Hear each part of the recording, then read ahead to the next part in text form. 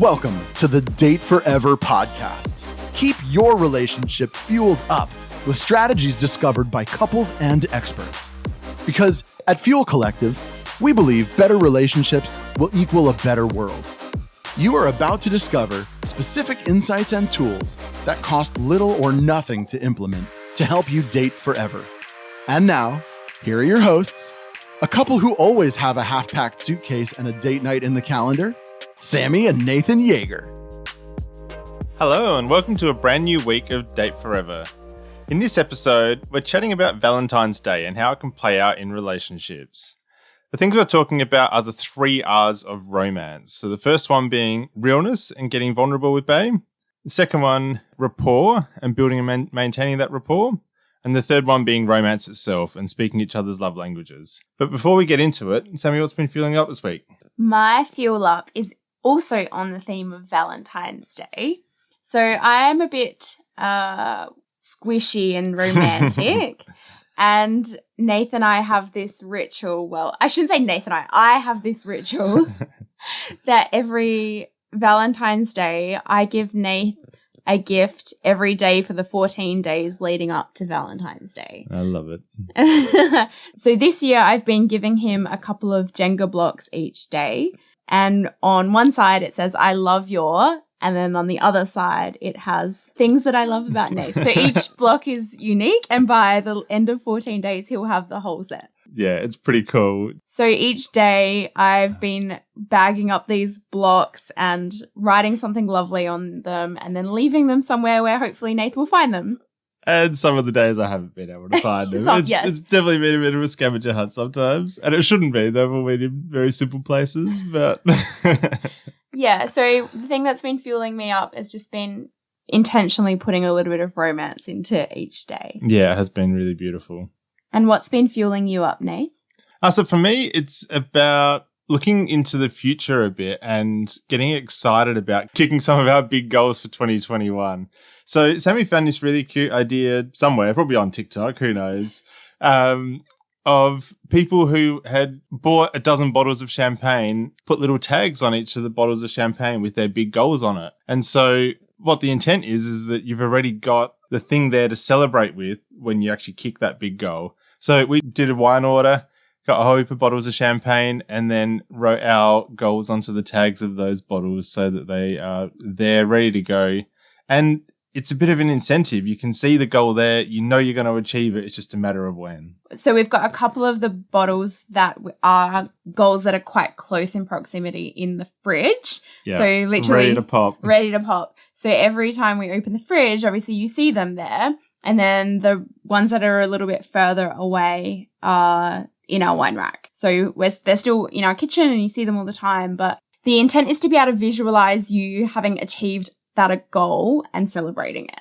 Yeah, and you know you are going to do it. We are going to do it. It's not a matter of whether you're going to do it or not. It's a matter of when. Yeah, not if, when. Yeah. Yeah, that is a really nice forward-facing fuel up. It is. So let's introduce our guest. Today we're welcoming Miranda Claire. She is an experienced relationship expert and motivational speaker. Miranda is also known as the Soulmate Coach because she helps individuals have self-love, singles to meet their soulmate, and couples to find their spark. She integrates NLP programming, timeline therapy, psychotherapy, hypnotherapy, and coaching to get real results with her clients. And she's helped thousands of people from all over the world. Welcome to the show, Miranda. Thank you for having me again. Super excited, and it's always a pleasure with you guys. No worries. It's great to have you back. So if anyone hasn't listened already, so your previous ep, we kind of talked about becoming your own soulmate and really focusing on yourself. So we've really invited you back to talk about the other side of what you do, which is that relationship side of things. And this is probably really good timing in the lead up to Valentine's Day. Absolutely. And we were chatting before the program. You said it was one of your most downloaded or watched shows. So the pressure's on to give as much value this time. I'm sitting forward in my seat ready to add heaps of value. So can't wait. Yeah. And for anyone who's joined the show since Miranda's episode and hasn't heard it, it's probably a good one to go back and dig into and have a download listen. Absolutely spot on. There's so many breakthroughs and great golden nuggets in that episode. So I'm thrilled to have you back. So Valentine's Day is a bit of a polarizing day for some people, and whether you're in a relationship or not. So a lot of people kind of feel like is over commercialized, that it's just Hallmark trying to make some money, and there's all this pressure around it and everything gets overinflated price-wise and stuff like that. Why would I buy roses on that day when I could give them on any day? Yeah. And there's the other hopeless romantics, I guess, who just love and dive into it and embrace it fully and do everything. And I guess that's kind of us. We do love Valentine's Day. And I guess for us, we just also feel like, why not celebrate your relationship, whether it's on Valentine's Day or whether it's any other day? If there's a day dedicated to it, why not do it? So we would love to hear your thoughts. What do you think about Valentine's Day? This soulmate brain is going with answers. So, I mean, like attracts like, and it's a perfect symbol of your relationship. And you've now got a couples podcast celebrating how in love and how awesome your relationship is. And I'm sure you've got learnings along the way, like every other relationship out there. But it's perfect that you guys have met your match and you both kind of have shared values around a day like that. And I think your relationship, or I know your relationship rather, it's like starting a business. It's the ground rules according to you guys. And if you have two people that absolutely hate Valentine's Day, well, they can be Valentine's Day Grinches together on that day. And if you have two, I like to call us hopeful romantics rather than hopeless romantics, then we can all be Disney princes and princesses together. And if you have a little bit of a mixture of those Valentine's Day personality types, well, then guess what? Part of the reason soulmates are drawn together is because of growth. And growth is uncomfortable, and it comes from our differences as well as our similarities. Mm-hmm. And maybe that's an area where you need to get really good at communication and negotiation and honouring each other's values, love languages and romantic style, but also honouring your own values around that and maybe coming to a compromise of year one, we'd be Disney princesses, year two, we'd be Grinches or something like that. So I personally am a bit of a Disney princess, hence why I do what I do as well. Don't let the low voice fool you. I've been told by several people I would be Belle off Beauty and the Beast because I really see the potential in people to a fault. But that worked out well for Belle and it's worked out well for me as well, thank goodness. But I really believe in making every day Valentine's Day, and I think that reduces the triggers around resenting that day, because if you've topped up the romance account every other day, you can kind of get away with doing something cheap and cheerful, like sometimes a romantic picnic with a $10 bottle of wine and homemade food or a box of fish and chips or a box of oysters or whatever does it for you, plant-based, bucket of broccoli, whatever you eat. And that on the beach. I mean, my partner and I went to the beach the other night. We set up 2 deck chairs and we stayed up pointing out pictures in the clouds and pretending we were, you know how psychologists do the ink blot test. We were going, what does this tell me about you? You're really messed up. No? And so we sat around doing that. It was one of the most romantic nights we've had, and we've tried every 5-star restaurant in Sydney. So if something triggers you, it usually means you have a bit of a wound around that thing. So perhaps instead of being angry at Valentine's Day, be curious about that wound. Why are you triggered? Are you not romantic enough the rest of the year? Or do you have a bit of a wound around giving or receiving love? And maybe that's where the breakthrough is, and it's not Hallmark you need to be curious about. It's what's going on within you that's a problem, because it's just another day. It's an opportunity to celebrate love. You can do it on $10 or $1,000, and it's the gesture of love that counts, and there's many other days in a year to be romantic. And if we're not, well, that's probably a bit of a problem. I know I've seen, like, in relationships, in couples where there's someone who's really into it and they would love to receive something or for the day to be acknowledged in some way. And then there's another partner who's like, no, it's Hallmark. I want to treasure you every day. And they have that kind of protest behavior where they're like, I'm not going to engage, I'm not doing it. And it's actually quite harmful to the partner who it is important to. And for me, I've always just thought, like, really, like, Hallmark's not going to be upset that you didn't buy a $5 card, but you're hurting the person that you love. Like, for what? What's the cost of not doing it? Absolutely. And I think when you get into a relationship really staunch about this is what I stand for, my way or the highway, that's kind of an independent attitude to dating. Whereas I don't agree with being codependent, where you completely lose yourself, they're your other half, you forget who you are. Both of those are equally unhealthy. But I really do believe in coming from almost like, you know, if you work in retail or hospitality, the customer's always right. You have a giving attitude. You have a how can I serve, how can I solve this, how can I take ownership, and how can I have you be a raving fan. And I feel like relationships really do need to adopt that attitude as opposed to the complaining customer or the hostile worker, because you might go to bed at night going, yes, I made my point, but do you want to be right or do you want to be in love? And if you come from an attitude of I know who I am and I'm going to be authentic, but I'm here to serve, I'm here to give. And if you have two people with a mission to give and create a raving fan rather than be right, then both people will be topped up and you'll have a happy relationship. So I think it really falls into that. Yeah, and if you want to protest the commercial, don't buy things. Go and do the beach date. Go and do the, massage at home kind of thing. It'd be hilarious, like kids do, and they present this thing at kindergarten. Go make a terrible card yourself and sign the back of it saying, I hate Hallmark. Like, use it to bond. Use it to express your authenticity. Don't use it for friction. Like, life's too short to be hostile to the one you love. Yeah, but I think that was the key thing is, do you want to be right or do you want to be in love? Absolutely. Beyonce once said, being in love is an ongoing act of forgiveness. And she was probably the right woman to make that statement after what she's been through quite publicly in her relationship. But it's true. And every time you want to dig your heels in and have the last word and my way or the highway, just take a big deep breath and just say, being in love is a moment by moment, big old act of forgiveness. And forgiveness is actually a selfish act, because holding resentment is like you taking poison expecting them to die. It actually makes no sense anyway.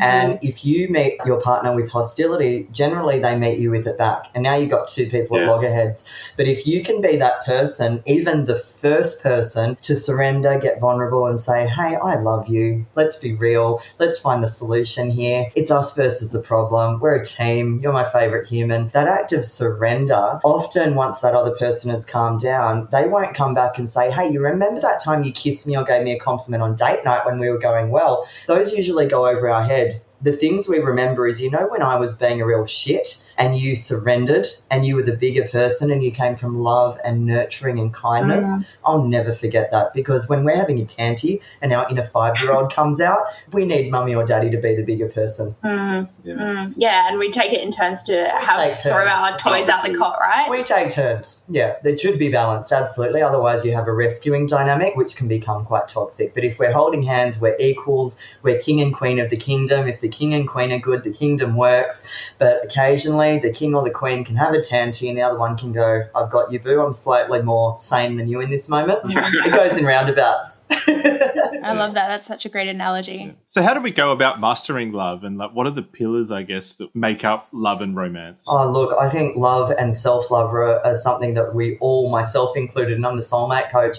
it's like a work in progress till the day we die. It's not like this Day forever. Yeah, everyone goes, what are the 2 tips? And I'm like, look, I've spent 2 decades studying this and I still have questions in my own love life. So the more you learn, the more you realise you don't know. And it's a bit like a never-ending onion. How deep down the rabbit hole do you want to go?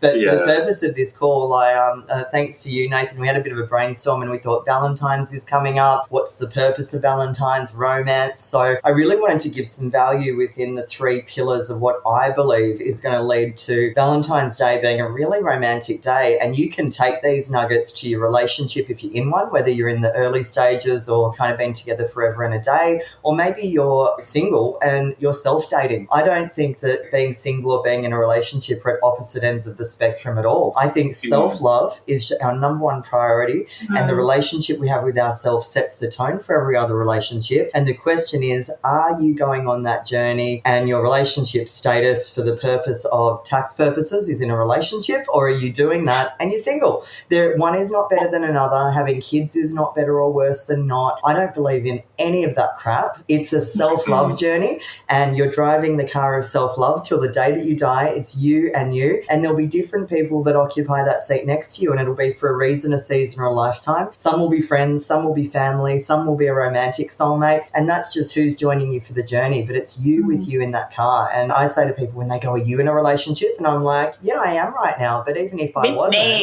with me, and I happen to have my playmate and teammate and partner in crime alongside of me. But if for any reason I didn't, I would still be the Soulmate Coach, because self-love is what it's all about. There's no criteria beyond that. All right, so hit us with it. How do we master romance? The 3 things I want to talk about, just to make it easy to remember, are the 3 R's to romance. The first one is realness, radical realness. The second one is rapport. And the third one is romance. And all of this is about romance, but I wanted to give it to you in 3 practical R-based tips. So in terms of realness, and I know that they quote this on, I think it's The Love Guru with the guy who did Austin Powers. So I think a few people... Mike Myers? That's the one. I think a few people have a giggle, and I may accidentally land myself in a rom-com with this tip, but so many people come to me, like when I get inquiries, I'd say 80% of the time when I get a relationship, people want intimacy to be improved. And if someone is single, they want a relationship, and a big reason is to share their journey of life with, but to have that intimacy is a reason. So intimacy within all relationships is massive in terms of a need. And the word intimacy, and this is where I'm probably going to become Mike Myers, is into me see. So imagine you're transparent, and imagine your partner or the person you're going on a date with needs to be able to actually see into you, see your mind, see your body, see your soul, see your emotions, see your flaws, see your strengths. And so many people go into relationships with these unconscious or conscious walls up. We dress in a way that is false advertising to who we really are as the best version of ourselves. Maybe we over-sexualize ourselves or show up as a real dag when we're actually a shining diamond. We give off an energy of maybe coldness because our little 5-year-old has wounds around getting deep and getting emotional, and the only way we can deal with that is putting up the Great Wall of China. And all of these things are giving off mixed signals and are being the opposite of transparency. And we're actually coming from ego, which is the part of us that wants to keep us protected and safe and build coping mechanisms. And it's kind of the part of ourself that comes from fear, as opposed to being real and letting our soul lead the way, which is the part of us that's really connected to love. So it's like, do you want to come from love or do you want to come from fear? Do you want to be in love or do you want to be right? And we constantly have this battle within us between love and fear, and we constantly need to recalibrate ourselves and gently encourage ourselves that it's okay to have fear. We're not going to make ourselves wrong for that, but I really want to make that conscious choice to come from love and to be transparent, whether I'm dating or soulmated or single. Maybe it's being transparent with yourself, getting really real with yourself, because without being able to be real with yourself and let others see within you and have the courage to be vulnerable, because vulnerability is actually our ultimate strength, not our weakness. Unless we can do that, then we can't call ourselves on our own BS, usually belief systems, and other people can't actually see us in all of our glory, and dating just becomes BS. And so I wanted to give a little bit of an activity around realness, and it's a little bit hard to pronounce. I'm going to be real about that, but it's Ho'oponopono. I usually leave out one of the pons when I try and say it. That's why I'm looking at my notes. And it's an ancient Hawaiian healing technique, and if you want to Google that, feel free to reach out to myself via the guys here, and I will spell it for you correctly, possibly even send you some links and practice probably saying it correctly. But it's something I've used for the last 2 decades in my own personal life and in my coaching clinic. And essentially, I won't go into the whole history of it because we've only got limited time here, but please do look into it. It was used by a Hawaiian healer in a mental ward, and the results were absolutely insane, pun intended. Yeah, wow. The healing was absolutely profound, and it was all based around 4 sentences being said, and it's all about taking full-on personal ownership, because if we own the problems that we see externally and we own them within ourselves internally, taking 100% ownership and personal responsibility, number one, that's the only way transformation happens. We can only ever be the change we want to see. It's hard enough changing ourselves most of the time, let alone trying to change and control others. And it's based on the philosophy that we are all one. It's all about that idea of oneness. So by taking personal singledom responsibility, we actually take universal responsibility, because we are all one, all interconnected in the tapestry of life. Basically, the script is, I am sorry, please forgive me, thank you for, and I love you. So if you want to write that down, step 1, I'm sorry for. Step 2, please forgive me for. Step number 3 is thank you for, And step 4 is I love you because. Now, a really beautiful activity, I've probably got about 200 activities in Getting Real, and I make it a personal mission to be radically real every single day. And sometimes it has me, pushing my own comfort zone and potentially triggering others. And I don't mind that because growth is uncomfortable for myself and others. Yep. And being someone else is a waste of the person that you are. And no one's ever going to love you all of the time. Everyone's not always going to love you, so you may as well be loved and hated for who you really are. And that way it's an amazing magnet for people that are in alignment and it makes an amazing repellent for people who aren't. And as an activity in Getting Real with your partner, and you can do this with a family member or your best friend if you're single. Nathan and I have both had this experience. We did an activity where we did this script on repeat for maybe 10 minutes. And not specifically saying it to anyone, but we were saying it to ourselves. And for me, it was quite transformational, or I don't know, that sounds a bit like deep, but it was like I wasn't even sure what I was saying sorry to myself for, or what I was even acknowledging love for myself about. But as we kind of moved through the experience, each cycle of the 4 statements brought up different things. So from a personal experience, I totally recommend doing this activity. Thank you for bringing that up, because I've kind of tweaked the script, imagining it that you would have a couple looking eye to eye with their palms up or holding hands, and that in itself. I would love to do that with you, Nate. Yeah. Shall I make you do it now? No, I'm just joking. Let's get real. Let's be congruent. We'll run out of time. And I'm imagining a couple holding hands and doing a bit of an eye-to-eye process and just cycling these in a really calm, intimate way, and maybe setting the timer and just doing it for half an hour and pushing through the waves of emotion, releasing the emotion, sitting with the discomfort, not avoiding eye contact. Even if you did that in silence, the eye-to-eye in itself is a profound activity, let alone adding in this profound script. But thank you for reminding me, because if there's anyone on here that literally wants to sit with themselves, light a candle, you can write down these prompting sentences. I've taught this for 2 decades and I still need to glance at it. It's fine if you need to prompt yourself and just say to yourself, without finishing the sentence, I'm sorry, I forgive you, thank you, I love you. And you don't even need to finish it beyond that, and just keep cycling that and notice what gets healed, notice what comes up. And with your partner, have eye to eye, and you can just cycle it without adding anything on. Or if there's honest chats you need to have, you trust your intuition and you can actually finish those sentences by saying, I'm sorry for the blocks in communication. I forgive you for everything up until now. Thank you for being you, and thank you for rebuilding the trust with me after that thing we went through. And whether you finish the sentence and feel intuitively drawn to, or whether you just keep it chunked up and big picture and those big, powerful, chunky sentences, profound. And that would be the gift that I want to give everyone listening, as a gift of self-love and realness, either with yourself or within the relationship, or ideally both. And you could do it with a family member, a best friend, a client if you're a coach, have them do it on their own as a healing activity. It is profound. So that's what I wanted to give you with radical realness. That's the word I was looking for, not transformation. I was looking for profound. It was profound it's experience. Strange you say that, because I got the word profound coming to me when you were searching for the word, and I started getting full body goosebumps. I'm very intuitive, and I kind of felt what you went through there, you were what I was feeling. I've got a bit of an intuitive side that knows stuff I shouldn't know, and I'm like, I can feel what you went through. You're there with me. All right, so that's realness. That's realness. Really radical getting realness. really real. And being vulnerable is not being weak. It's actually your ultimate strength. We all need a balance, whether we're male or female by gender, whether we're in a straight relationship or a gay one, or self-dating, or anything on the spectrum of love. It's very important that we learn to embrace and develop our own internal masculine and feminine energy. And it's also really important that we develop the dynamic within the relationship, so there's a nice amount of polarization,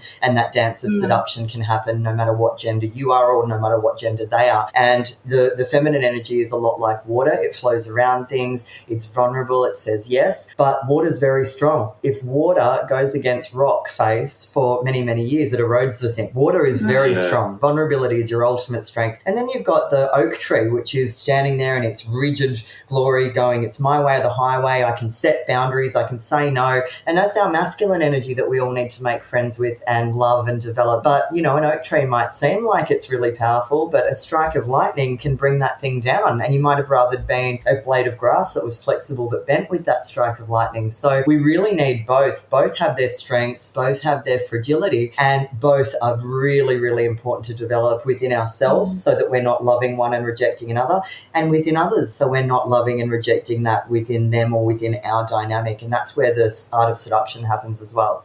So that's realness. So next is rapport. Rapport. I think sometimes when people think of rapport, they think of the used car salesman going, "Hey, mate, how's it going today? How was your weekend? How many kids you got? Yeah. How's the wife? What about Corona? Oh my God, it's raining lately." Yeah. No, that's called 1980s rubbish chit chat. What rapport actually is, and I've taught NLP, human behavior, and advanced mindset, body language, sales. I've taught all of that for the last 2 decades and got incredible results with thousands of people. And rapport is the absolute foundation of what makes that work. I can give anyone the world's best sales script in the world, or the world's best dating script in the world, or the world's best couples script in the world. It doesn't mean you're going to close the deal, get the guy or the girl, or save your marriage. Why? What's the difference that makes the difference? Rapport. That script can't teach you rapport, and rapport is a skill, and it's something that can be learnt, and it's something that has learnable, repeatable steps. How you build rapport and why you build rapport. Rapport is more than just an icebreaker. Rapport is on a conscious level, and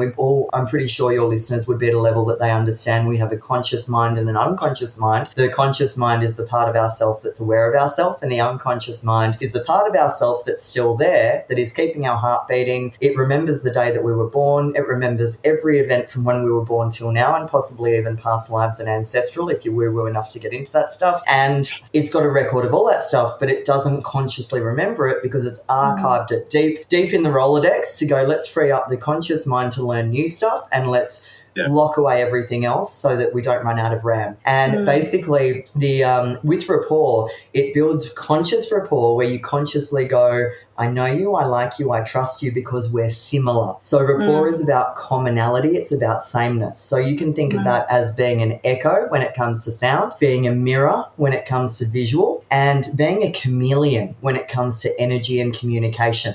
You want to not be what you would like, but you need to be like what the other person is like in order to build rapport. And what rapport does is consciously is we go, hey, I like you. You're a flamingo, I'm a flamingo. You're a tiger, I'm a tiger. And what it does unconsciously is go, I trust you.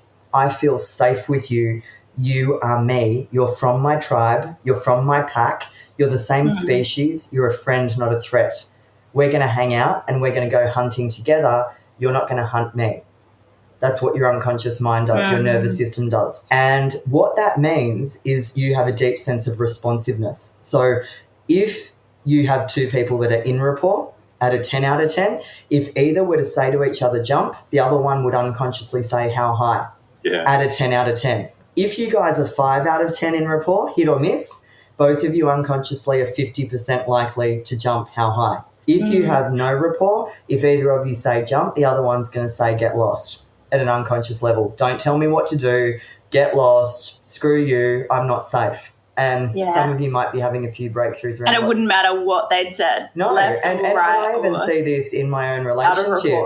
So we think rapport is like, cool, it's Monday morning, I'm in the office, I want to close a deal, I want a pay rise from my boss, it's time to build rapport. And we forget that when we go on a first date or when we see our partner of 10 years, if we want to make a sale to them, and that sale is I want to influence them, I want them to take me out on Valentine's Day, I'd like them to pick up their socks off the floor, I'd like more romance, I'd like more intimacy. If I'm on a first date, I'd like them to get real with me so I can get to know if I'd like to go on date 2. The rules of sales apply because we are selling in those moments, but we're selling an idea, we're selling connection, we're selling date night. Sales isn't an evil word. It just means helping and influencing. And helping and influencing and also dropping our guards and feeling safe is so important for singles and couples. And we miss that step and we assume there's rapport because we swipe with them on Tinder and we liked each other. That's not rapport. That's visual attraction. It's not even physical attraction. And with our couple, we could be married for 10 years. That doesn't guarantee rapport. That guarantees 10 years married. You need to build rapport within every interaction as well. And how you do it is you match and mirror, which means echo or copy. Words, if they say amazing lots, you say amazing lots. Tonality, if they've got a nice deep husky voice like me, you drop yours a level or 2. If they're a cute little excited chipmunk, you raise the excitement of how you talk back to them. If their body language is like, hey, work was crap today. Oh my God, I'm so stressed. What are we doing for Valentine's Day? And you're a little bit more of an introvert that's like, hey, babe, let's get a little bit more animated and say, why was work crap today, darling? I'm here to help and serve you and be your raving fan. Yeah. Give it to me. Lift that energy and that body language to match them.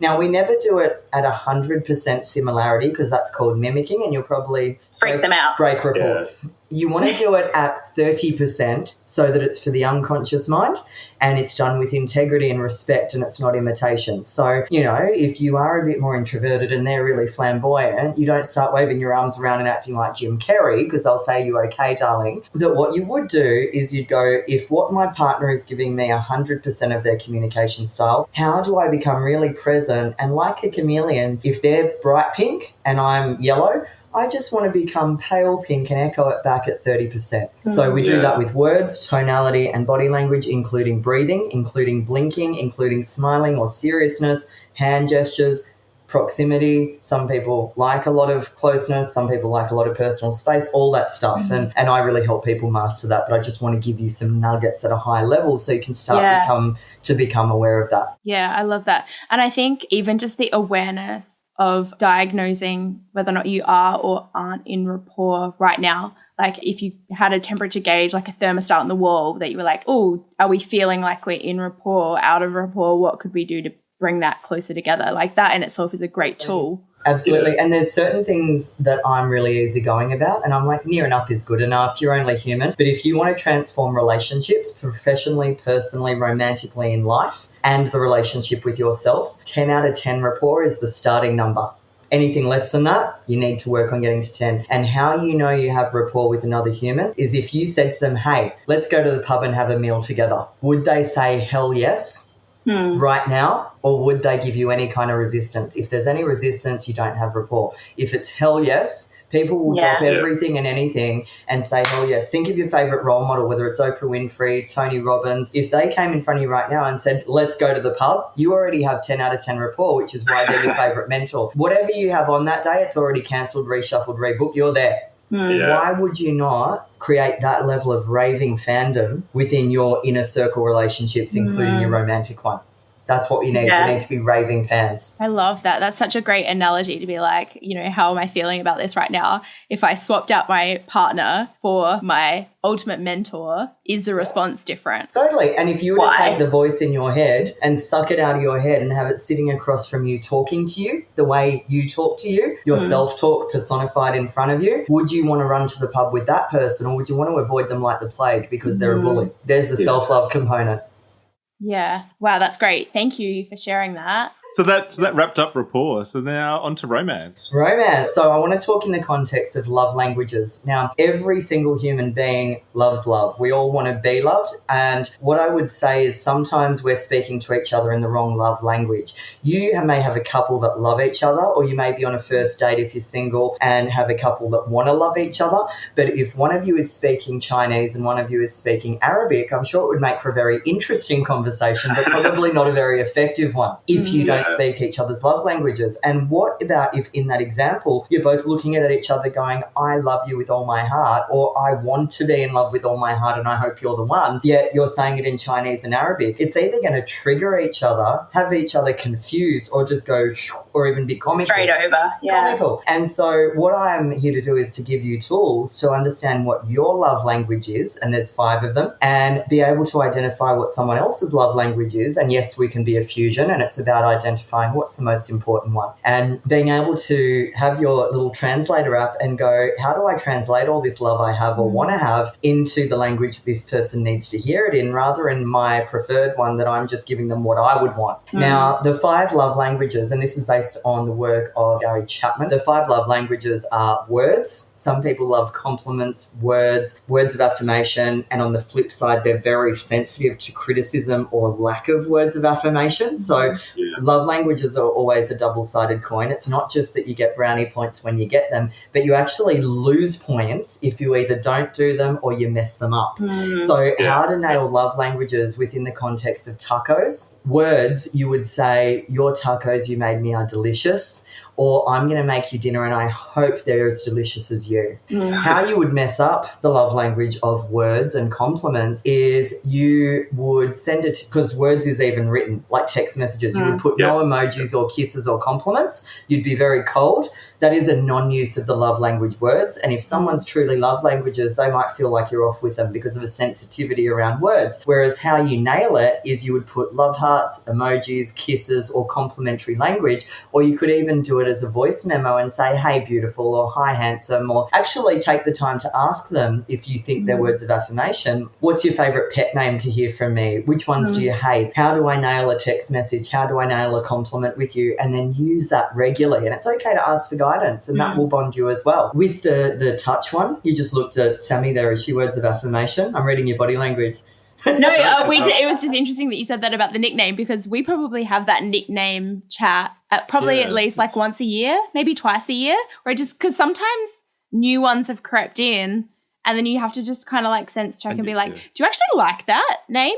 Like, and you don't even know where they came where from, it came from. Started, like one that's crept in is like Snuggy Rude. Like, I don't even know where this came from. I think it was like from the Snuggy ad, and then I don't know, but it's like I've been calling Nath this like sporadically, and I was like, do you actually even like that name? Absolutely. We regularly get, if we're on a group chat on WhatsApp or something, get fellow friends and family doing the vomit emoji based on our nicknames. So I think it's important if you're into that kind of thing. So the next one is touch. So if you have someone with a love language of physical touch, doesn't just mean this sex. one's Nathan. Yeah, this one. Yeah. I noticed him leaning into you as he said that. Yeah. So, hands above the table, Nate. No. Yeah.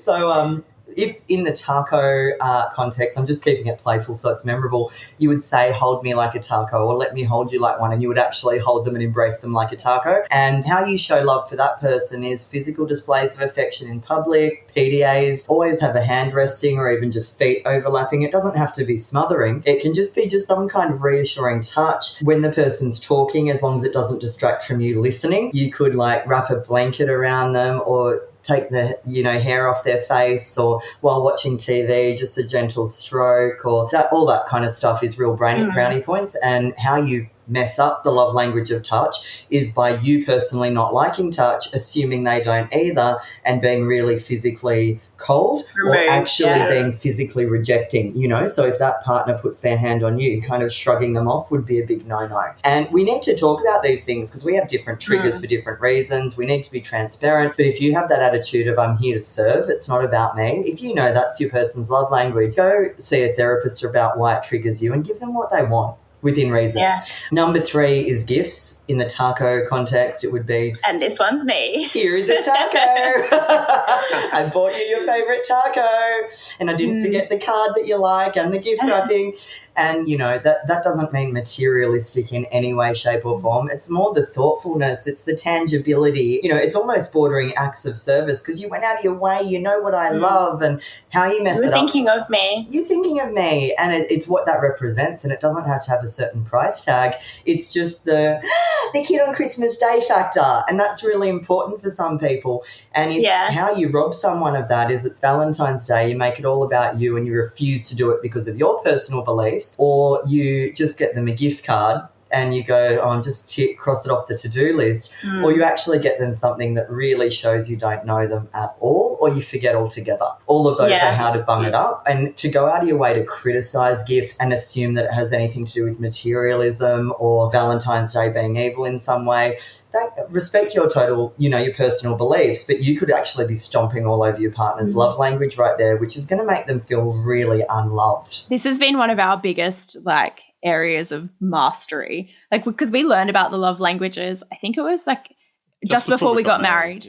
And we read it in an article, and then we read the book and did the thing, and I think we're still mastering it. Nate's getting really good at it. Yesterday he went to Bunnings and he came home and brought me a seedling, a small plant, small indoor plant, And it's like lovely. Like, and it's, Doesn't he need was to be a thinking of me big while he was over at the top. Bunnings. And Absolutely I love beautiful. it. And I love And that now I'm was a gesture of self-love and soulmates. He's like, I'm going to love me by going to Bunnings, but I'm going to love her by picking up a plant.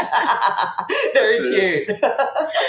And then with the acts of service, that's all about doing something nice for someone. And you can express doing something nice, and it can overlap with the others by making them a taco or cleaning the house for them or getting them a gift. But it's not necessarily about what they do. It's the fact of, I have kind of done an act of charity and thoughtfulness for you. And it can be in just time together, cancelling a plan, or it can be a tangible gift. So it can actually overlap with the others. And so with tacos, it would be, I went out of my way to cancel my plans so that I could make you a taco. And it wouldn't matter if the taco was falling apart. In fact, that would probably make it even cuter. It's just the thought factor. How you mess that up is you double book plans, you cancel at the last minute, you show a level of selfishness and lack of consideration or thoughtfulness when it comes to your partner.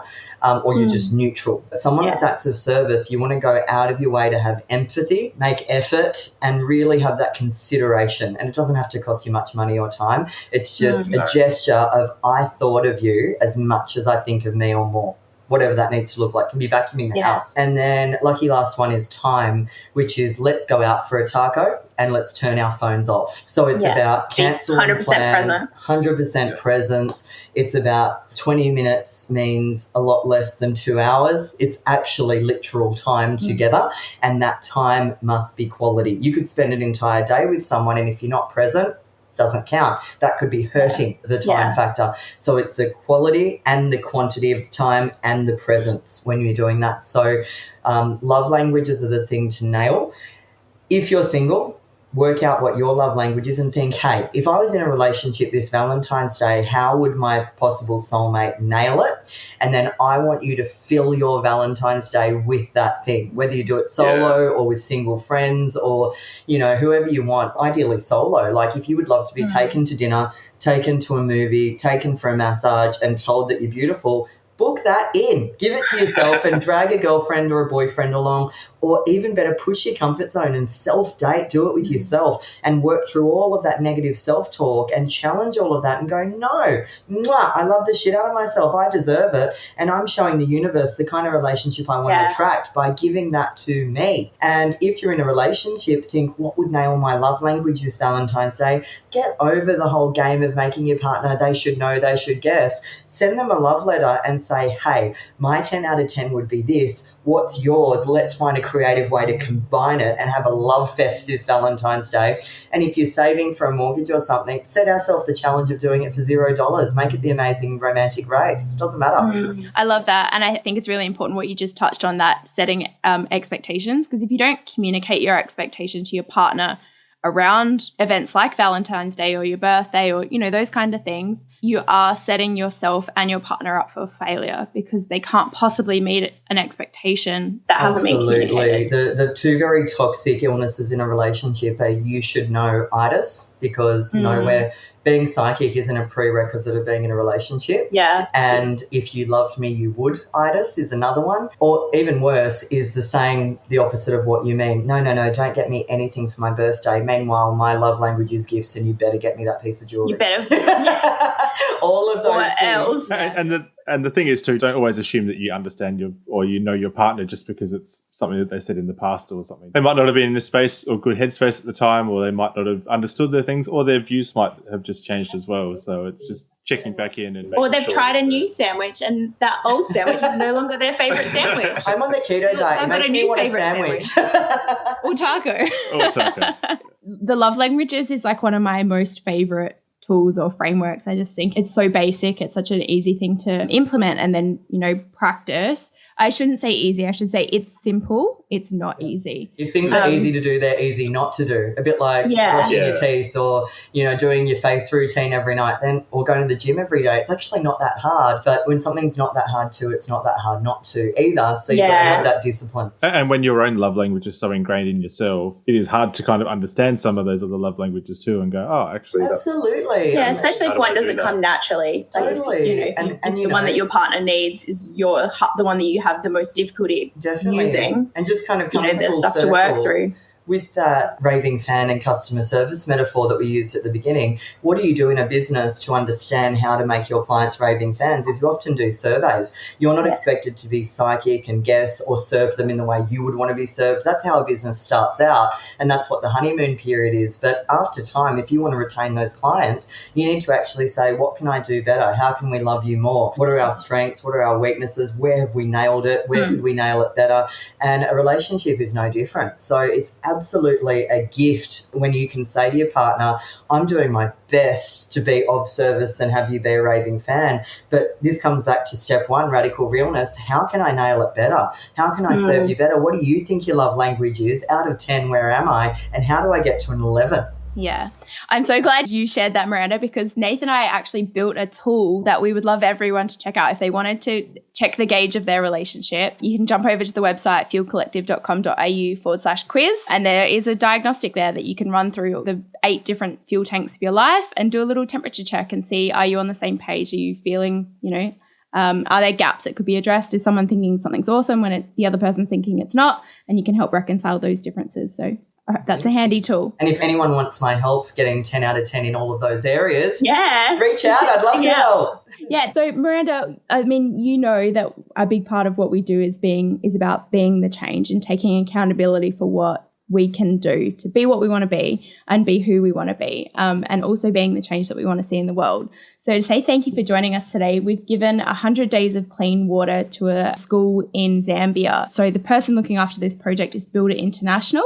And what they've done is installed a pump on site at school. So not only do they have access to the water, but girls no longer have to walk hours a day to fetch the water. So it's got twofold. It's clean water and access to education. So thank you so much for making that possible. Thank you guys for being such awesome human beings and not just adding so much value in the love space, but, actually using it as a vehicle to make incredible global changes. And I'm just honoured, and sign me up for whatever you're doing. I'm raving fan. Well, we're a raving fan of yours. And if someone wants to reach out and snap up one of those spots, how can they do that? Look, let's post the contact details below. I'll shoot those through to you, and wherever we post this video, we can post those. And I'd love to hear from everyone. So even if you hear this in a couple of weeks from now and you think, the spots are probably snapped up, they probably are, because last time I was inundated. But I would love to find a way for myself or my team to answer any questions you've got and really give massive value, even if it's not the session. Just, let us know what we can help and serve you with in this context. And we're all here on the edge of our seat ready to help and serve. Thank you so much for joining us. Awesome. Thank you so much, Miranda. And everyone, have a really loving, squishy, happy Valentine's Day. Awesome. Thanks heaps for joining us. If you love what we're doing here and want more, subscribe to the Date Forever podcast to make sure you never miss an ep. Come and hang out with us and other awesome couples who are fueling up their relationships in the Thriving Couples Collective Facebook group, or check us out at fuelcollective.com.au. Until next time, keep on dating, because better relationships equal a better world.